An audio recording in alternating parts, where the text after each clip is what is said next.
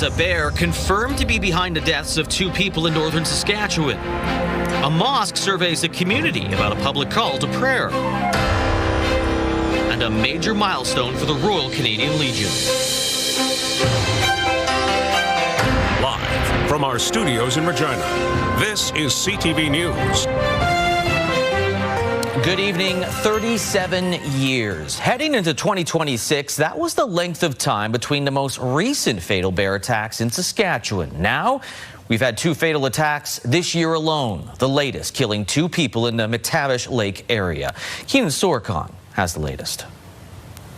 2 people are dead after an encounter with a bear at an isolated lake in northern Saskatchewan. LaRange RCMP were called to McTavish Lake, about 90 kilometers north of LaRange, for a wellness check at a cabin on Wednesday. They soon found 2 people dead from an apparent wildlife encounter. On Friday, the Ministry of Community Safety confirmed it was a bear attack. Conservation officers located and euthanized the bear they suspected to be involved. That bear is now on its way to the Western College of Veterinary Medicine at the University of Saskatchewan for a necropsy. There's still plenty of information we don't know and might never learn about, like the circumstances around the bear encounter. RCMP have not released information about the victims and are no longer involved, since the deaths are not considered suspicious. The Saskatchewan Conservation Officers Service and the Coroner's Service are taking over. While bear attacks are considered rare in Saskatchewan, this is the second deadly incident this year. In May, a 27-year-old man was killed by a bear at a uranium exploration site near the Northwest Territories border. The province says this investigation is still underway and there will not be any further updates at this time. Keenan Sorkon, CTV News, Saskatoon.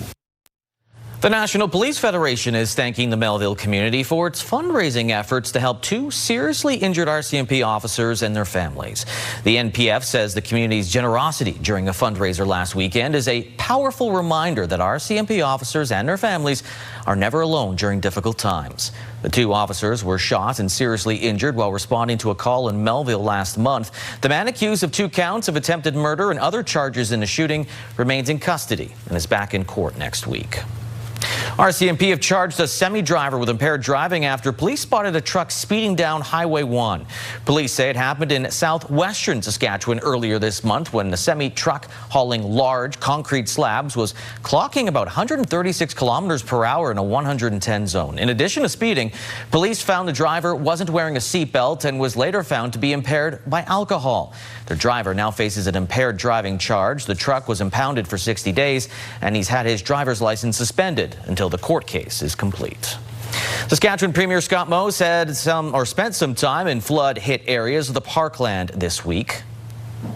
Northeast, up in Kenora, Kamsack, Norquay, a number of other communities here have been impacted by the floods. This was posted online Thursday after the government announced changes to the Provincial Disaster Assistance Program.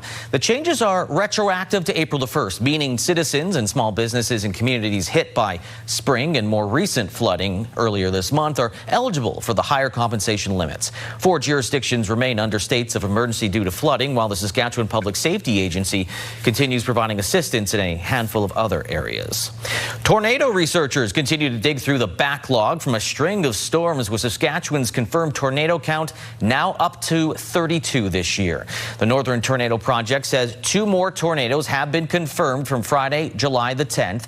Both are rated EF0. The first touching down near Prudhoe, northeast of Saskatoon at around 5:30 on Friday. The second near Plunkett, southeast of Saskatoon, 10 minutes later. Both did cause minor damage, throwing some trees, fencing, and other debris around. The second tornado had higher wind speeds and sent an unanchored grain bin rolling about 185 meters into a nearby pond.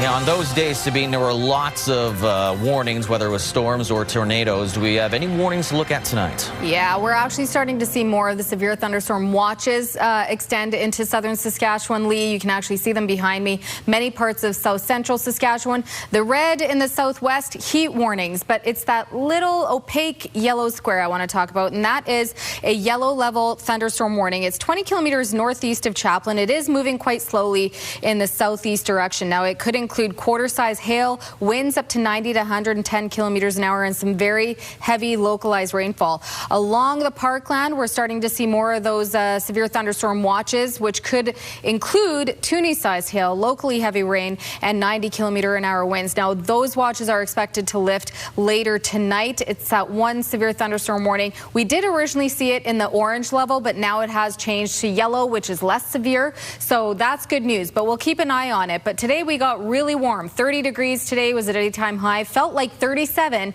and that's going to continue for the weekend. I'll have details in your full forecast. Lee? All right, thanks, Sabine. After a Regina Mosque downtown received some online backlash for broadcasting a call to prayer in Arabic last month, they're looking for feedback from the community. As Jacob Carr tells us, the mosque held an in-person public survey today, receiving both support and concern.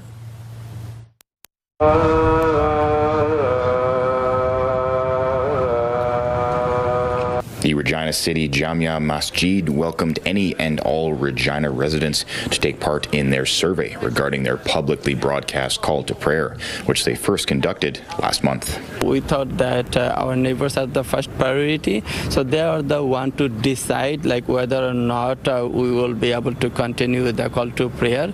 So that is why we are arranging an open house, like a survey, so they decide what they want. Many coming to participate in the survey and put their thoughts down on paper.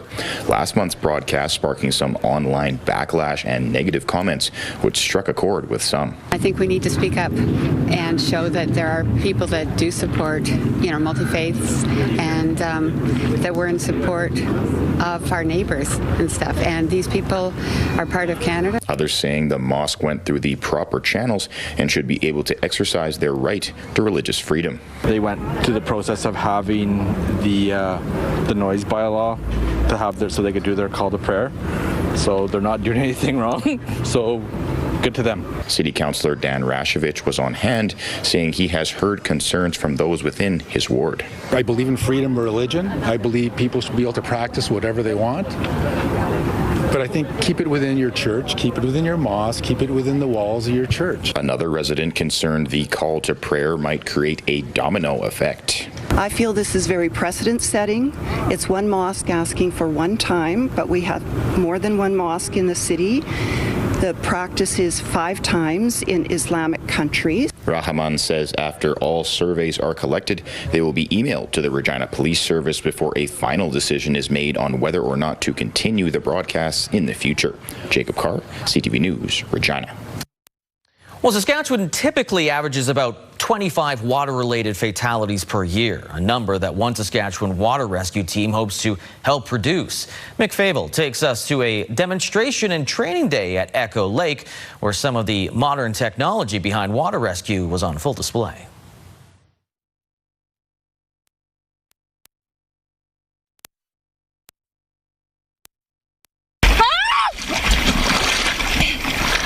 When someone is struggling in the water, minutes and even seconds matter. This rescue drill is taking place at Echo Lake. A remote-controlled flotation device is deployed, zooming across the water to the person in distress. The aquatic drone can do more than just help them float. It can also propel them back to shore. This is an absolute game changer. We can get this faster out to a drowning victim than any rescue swimmer can actually get out to them. The device is called the Dolphin 3. It's the newest piece of equipment on hand in case of an emergency for the Amphibious Response Support Unit 1. There are many different types of rescue situations they may come across. This rescue tube is able to support a number of people in case a boat capsizes far from shore. You do have to definitely keep an eye on the weather, and it's a little lake, but there's some big winds here, and it doesn't take a lot of water for you to get into trouble in strong wind and wave conditions. Sadly, sometimes a rescue mission turns into a recovery operation. Masco is using an underwater sonar device to find anomalies with precision and possibly the body of a drowning victim.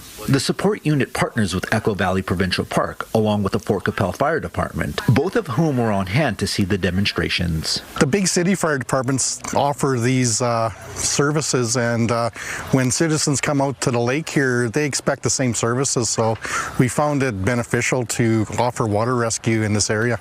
The Amphibious Response Support Unit is on call in case of an emergency, but say serious incidents can be prevented if those on the water wear a life jacket. Masco says having access to the Dolphin is going to help his organization greatly in future rescue missions. He suggests towns, lakefront communities, and rescue teams look into purchasing one. Any place where there may be a risk of drowning that could occur, because these systems are very easily deployable and they don't need a lot of training to be used successfully.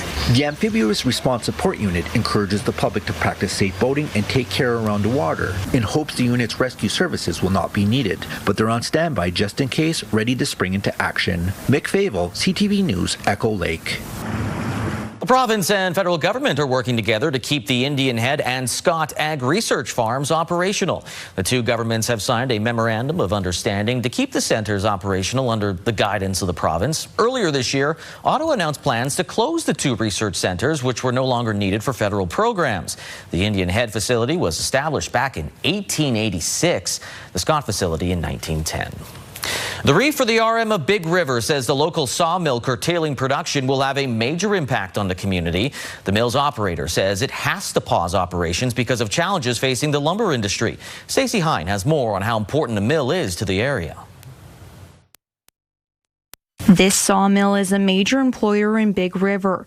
Now plans to curtail production on October 16th are expected to leave 117 people without work, sending ripple effects through the community. The impact on the community is definitely going to it's going to be far-reaching. RM of Big River Reeve, Clint Panter, says local businesses and schools could also be affected if people leave the area. The town of Big River has about 700 residents, while the surrounding RM has just under 1,000. But Panter says the community has faced this situation before and found ways to adapt. The last time the sawmill shut down, it gave an opportunity for some diversification. A lot of development started in the municipality.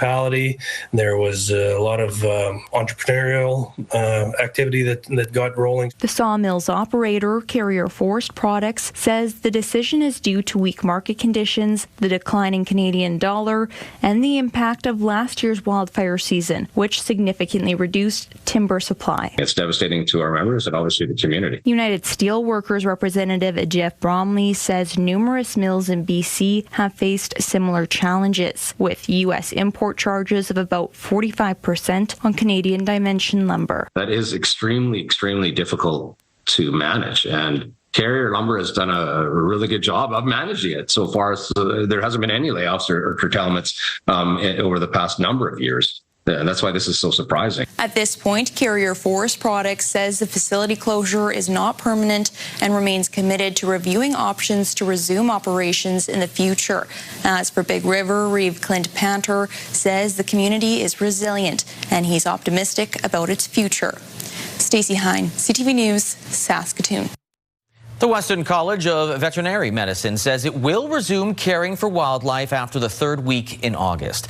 The college had decided to close its zoos, exotics, and wildlife service between July 22nd and August 17th because of a lack of specialized staff, and some students worried the clinic would not reopen, impacting their studies. But today it was announced that all regularly provided services would resume once the clinic specialists returned to work on August the 18th. Well, the Royal Canadian Legion has hit the century mark, celebrating its 100th anniversary today. The organization was formed following World War I to meet the needs of veterans. As Wayne Mantica tells us, the anniversary had special significance right here in Regina, which is home to Legion Branch number 1. An honor guard and pipe band led a march to the cenotaph in the heart of downtown Regina to commemorate the 100th anniversary of the Royal Canadian Legion. Longevity and showing the success of an organization that has been around a lot longer than all of us and has survived many ups and downs, and the continuation of being one of the most important veterans assistance programs in our country. Henry Subchition led the parade. He served for 33 years in the regular and reserve forces.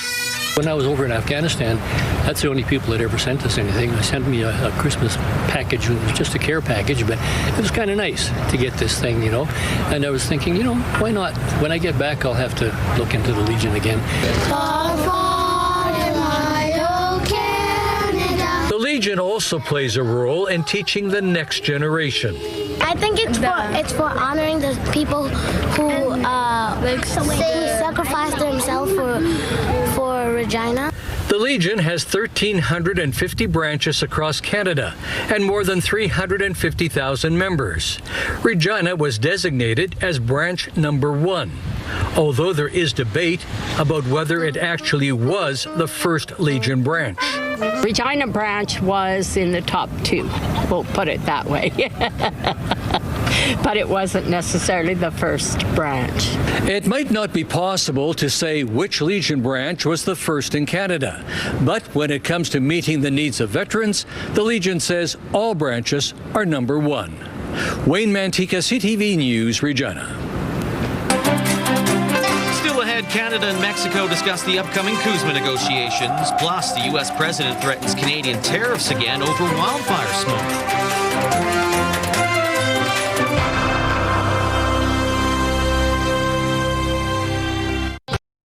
Foreign Affairs Minister Anita Anand met with her Mexican counterpart in Ottawa today, and while the meeting was focused on advancing shared priorities, trade was inevitably the hottest topic considering the looming CUSMA talks on the horizon. Rachel Aiello has the details. A show of alignment today between Canada's Foreign Affairs Minister and Mexico's Foreign Secretary. Mexico is a critical partner for Canada. Though despite her Mexican counterpart asserting the two countries don't have any areas of friction, we only have areas of opportunities. Both are bracing for tense trade talks with the Americans, where they are trying to iron out different issues, an effort the Mexicans appear further ahead on. Very difficult to compare the progress on those substantive points as a whole. The U.S. has triggered annual reviews of the Trilateral Trade Pact, rather than the 16-year CUSMA renewal both Canada and Mexico wanted. Today, the Mexican foreign minister wouldn't say whether he'd be willing to cut a new deal with Donald Trump alone. Whenever it's necessary, we also consult with each other. But of course, there are many issues with which we need to communicate directly with the United States. One such issue for Canada, the Gordie Howe Bridge. Amid continued confusion over what was agreed to see it open, today the Conservatives called out the Prime Minister for what Pierre Poilievre characterized as contradictory statements, calling on Mark Carney to release the deal so Canadians can see for themselves what you negotiated away. I think in due time it will come out, but right now it's likely just a negotiation tactic. Minister Anand said today that as talks heat up, Canada will keep working on all fronts to strengthen both bilateral ties as well as the North American relationship as a whole. Rachel Aiello, CTV News, Ottawa. One of the key faces of the 2022 Freedom Convoy protests has been found guilty of intimidation. Pat King was earlier convicted and given a 12-month conditional sentence on several charges for his leading role in the protests that gridlocked Ottawa for almost a month. At the same trial, King was acquitted on 3 counts of intimidation. But today, the Ontario Court of Appeal found the trial judge made an error and overturned that acquittal, ordering that King be resentenced later this year.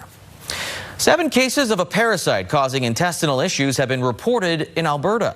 Provincial officials say 6 of the 7 cases are associated with recent trips to Mexico and feels none of them are linked to an outbreak in the U.S. where nearly 7,000 people have gotten sick with intestinal distress that lasts 6 to 7 weeks. The illness is unlikely to be life-threatening and can usually be treated with antibiotics. The Associated Press does report the source of the American outbreak is lettuce from Mexico that was used at Taco Bell locations in 5 U.S. states. Well, smoke from wildfires in Ontario are not only causing air quality issues in Canada, but several American states. And as a result, U.S. President Donald Trump has gone to his #1 tactic, threatening tariffs. Joy Malbin has the latest.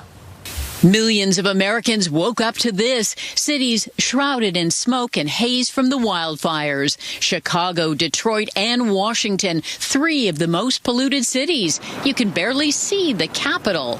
The air quality, a code purple. And that's not good. It smells like a campfire. I've been in and out of a car just taking care of errands this morning, and my throat is already sore and my eyes are itching. I'm wearing the mask because the air quality is very low from the wildfires coming from Ontario in Canada. It was only a matter of time before some Americans began to blame Canada for the unhealthy air. The U.S. president said he's holding Canada responsible, calling it willful negligence, and says he will add the cost of this pollution to the tariffs Canada is currently paying. Ohio's Republican Senator Bernie Moreno threatened to sanction Canada and the responsible Canadian government officials for this atrocity. The wildfire smoke so enraged 4 Michigan Republicans, they sent a scathing letter to the Prime Minister claiming Canada hadn't managed its forests to prevent the fires. Ontario's Premier is pushing back. I truly believe the Americans are good neighbors.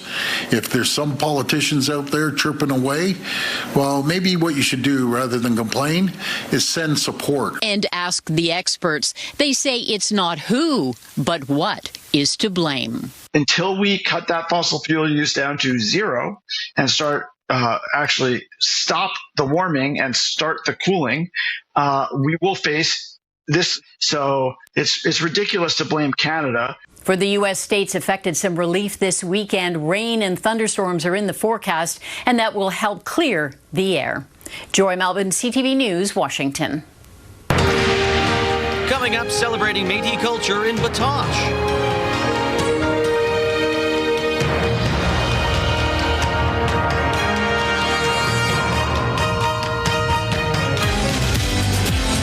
The best in Canadian country music are coming to Saskatchewan. On the next Your Morning, Pure Country host and nominee herself, Shannon Ella, is joining us to talk about the upcoming show in Saskatoon.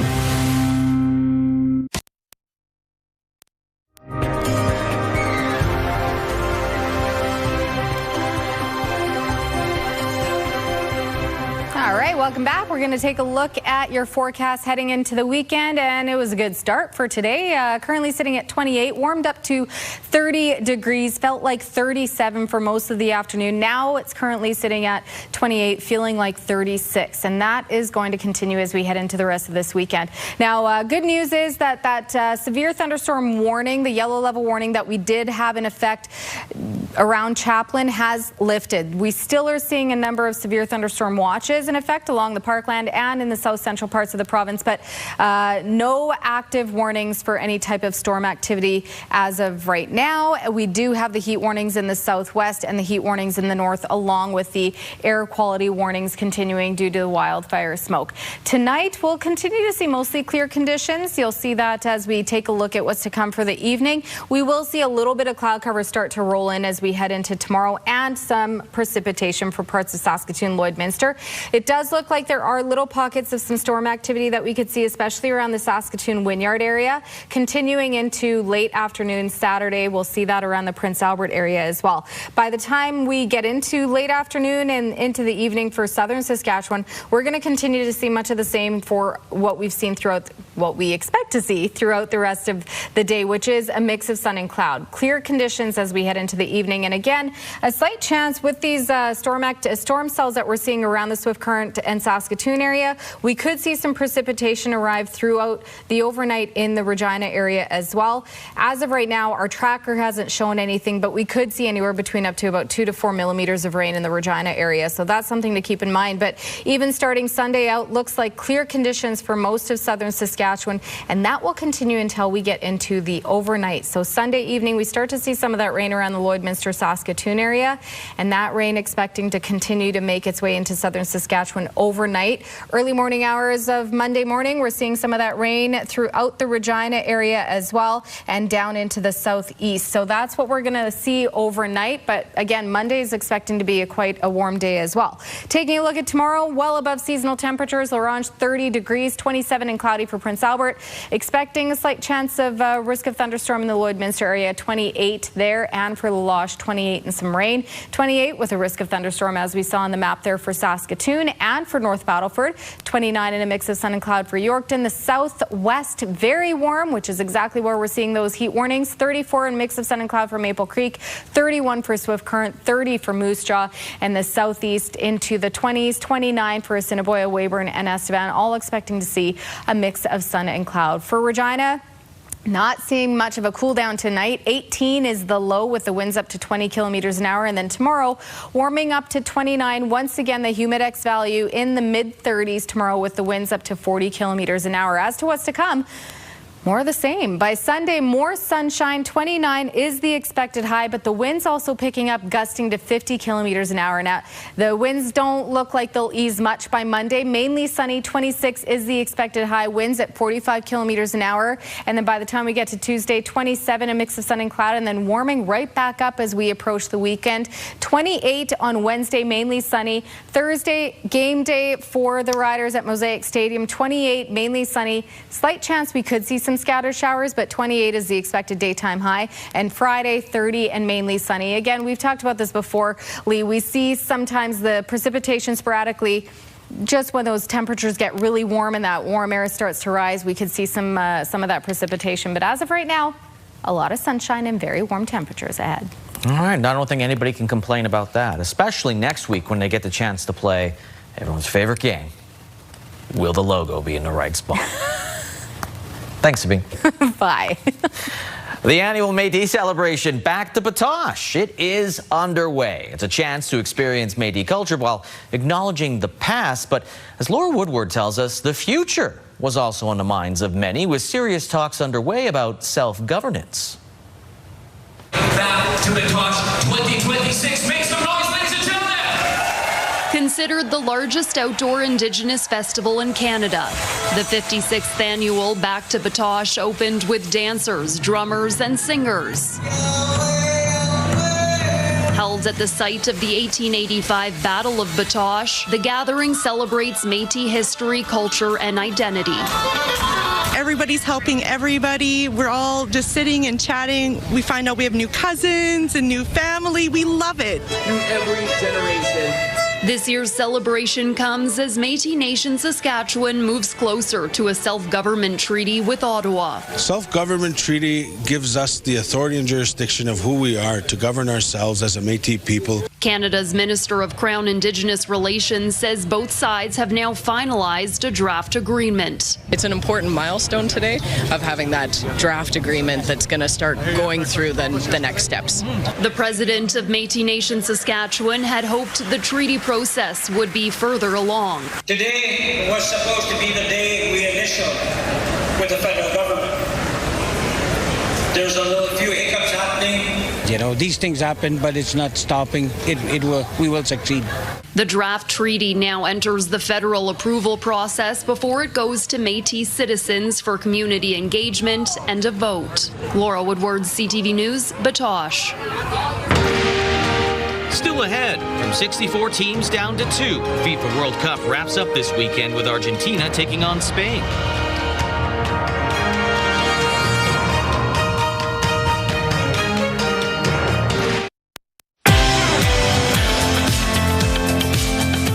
Your Morning Minute, presented by Sask Oil Seeds. Well, the sun is shining on this canola field with Ian up at Sask Oil Seeds. Ian, how's this crop looking right now? It looks really good for mid-July. We've had decent moisture. We've had full flower. It looks gorgeous in the road. It looks good. I like that. What are farmers looking for to keep it looking good in terms of controllable aspects? Lots of disease. Wet crops or lots of rain. Big crops means lots of disease, so farmers are controlling for disease right now. They're also looking for some late season insects, which could be a problem between now and harvest. And if you had a wish list to really take this crop that's looking good now into a bumper crop, what's on it? Nice sunny days, but not too hot. Just kind of keep the moisture, a little bit of moisture, but just kind of a little bit of everything in moderation to keep it all the way. Perfect. Pick when you get your rain, and click over to saskoilseeds.com for more information. You can watch CTV Your Morning Saskatchewan. It airs Monday to Friday on CTV and Crave.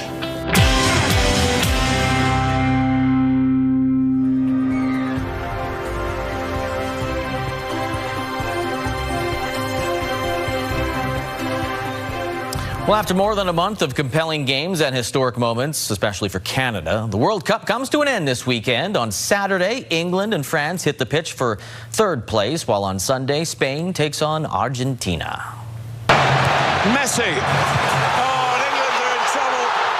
And maybe through Lautaro Martinez, they're going out to the semi-final stage. Yeah. Argentina looking to become the first nation to win back-to-back World Cups since Brazil in 1962. Spain will try to capture its second title first since 2010. The final takes place 1 o'clock on CTV and TSN from MetLife Stadium in New Jersey, where hopefully the wildfire smoke won't be an issue. And it'll be interesting to see how much soccer will benefit from this year's World Cup in North America, but it has certainly benefited many businesses, and that includes a local restaurant in Vancouver. Jumi Ogunsala explains. Searing temperatures and generous amounts of suya spice infuse authentic Nigerian flavor into each dish from the Van Suya kitchen. It's so tasty, the Vancouver restaurant got a massive order from Canada's men's national soccer team. I didn't believe it right until the moment, but it was super exciting to have that call come true. Comfort food after the team's final World Cup game on Canadian soil. They did order the Nigerian jollof rice, which is a staple.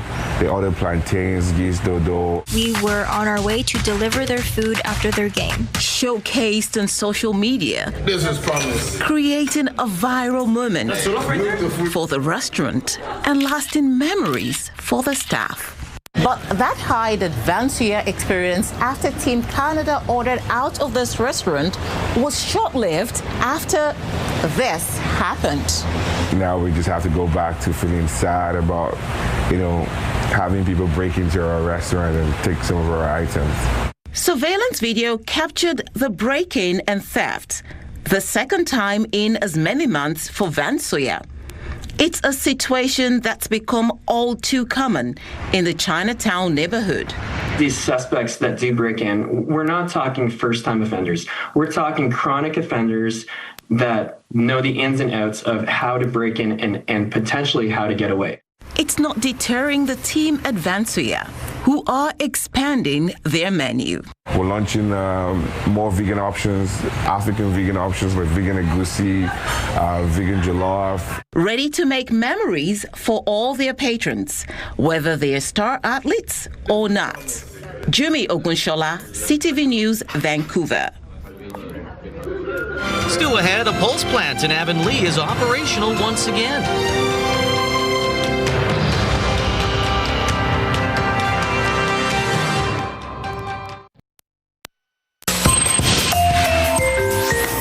Here's what's happening in our community. The 4th Saskatoon Berry Festival will be happening on July 18th at 12 p.m. at St. Mary's Anglican Church at 3337 15th Avenue. For details, email stmarysregina.ca. Harmony United Church will be having a blueberry sale on July 18th at 9 a.m. at 3913 Hillsdale Street. For more details, check out harmonyuc.ca. Submit your event to our community by visiting our website, ctvregina.ca, and click Community Calendar or scan the QR code on your screen.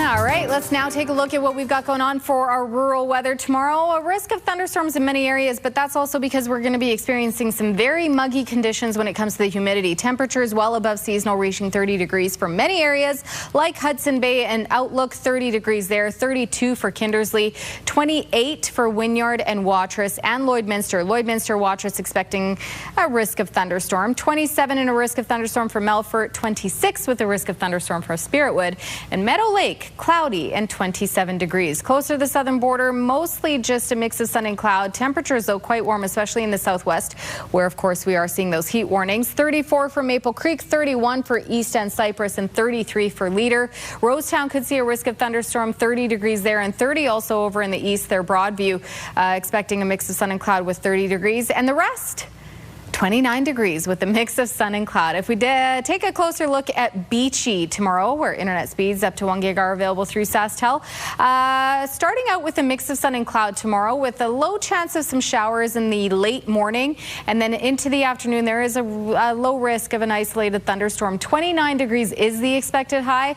With any of that precipitation expected, in total, it could be about 2 to 4 millimeters of rain, but the winds picking up to 40 kilometers an hour. Muggy day tomorrow, 29, but feeling like 35. I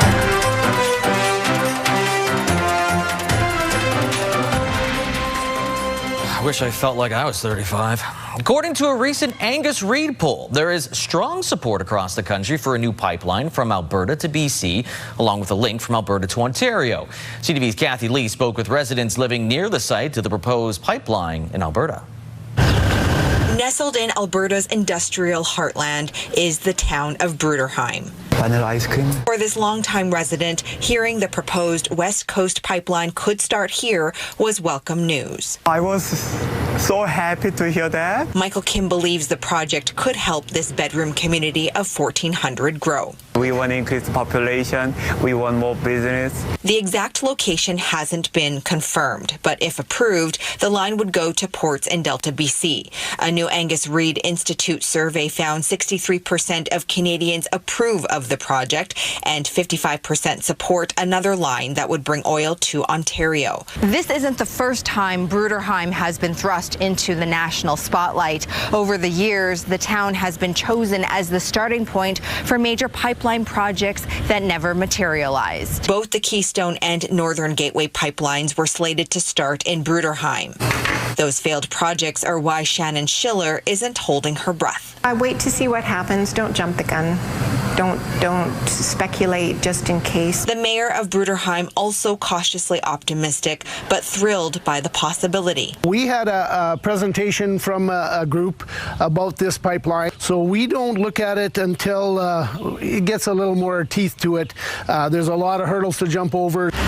While the town waits to hear more news, Kim is hopeful the project will go through. Alberta needs more pipeline. We need to send more oil and gas to the Asian market.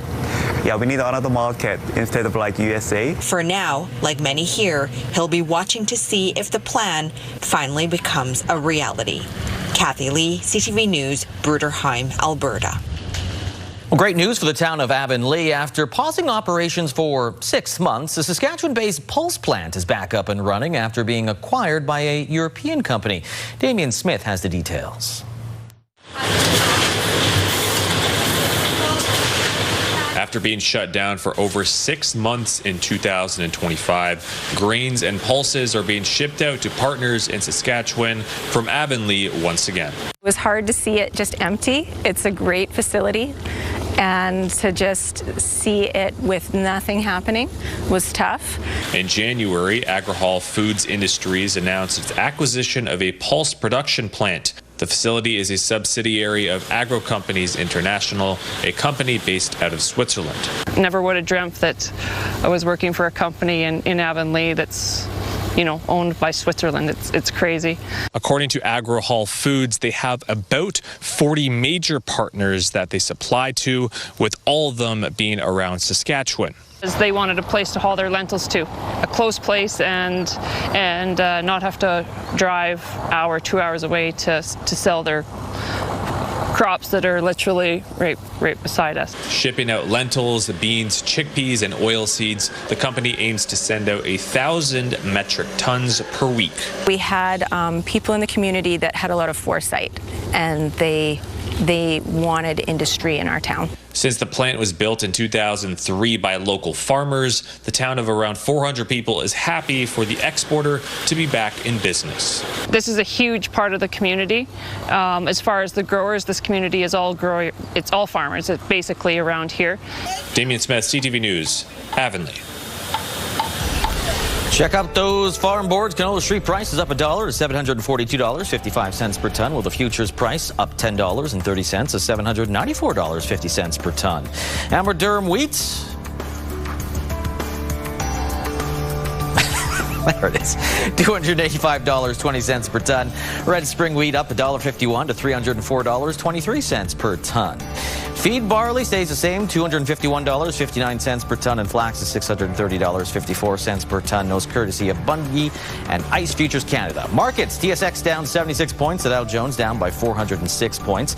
As for the Canadian dollar, it went up 0.2 cents to 71.38 cents US. On the commodity front, gold up $40.89. West Texas Intermediate crude up $3.54, while Western Canadian Select crude dropped by 65 cents. And right now in Regina, if you hit the pumps, they haven't moved. Although they are a little different than what we saw earlier in the week. It's at $1.65.9 per liter.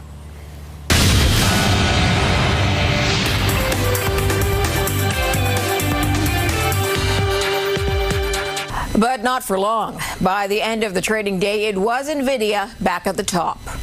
Here's what happened. NVIDIA shares dropped this morning, sinking its market cap to $4.8 trillion US. Chip makers are being dragged down by investor concerns.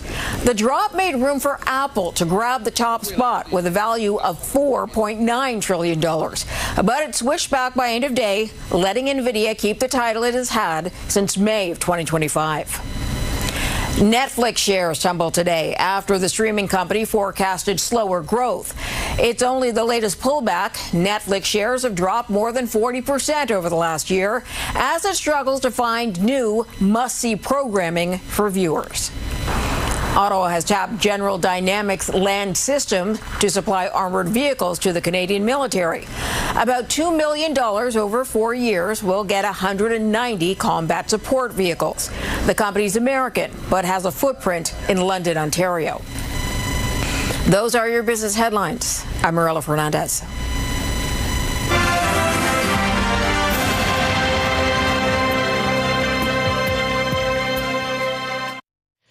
Broke your channel changer watching World Cup?